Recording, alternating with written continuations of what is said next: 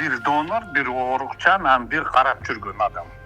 Жакынкы ушу базар күндөрү кете турган болуп аткан.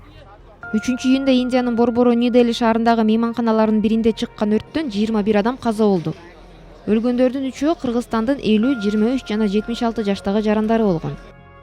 Бир донор, бир оорукчан, анан бир карап жүргөн адам. Ошого алар үчөө операция BL Max деген госпиталда жатып, аны бүтүрүп, одан кийин уже гостиницада чыгып жашап, жакынкы ушу базар күндөрү кете турган болуп аткан. Ошол жерде өрт жаңып, газ баллон жарылып. Эми бул астын ала полиция ошентип айтып атат. Азыр полиция официалдуу түрдө экспертиза өткөзүп атат, моргко жайгаштырып. Таекеси менен байланыш кылдык мына азыр.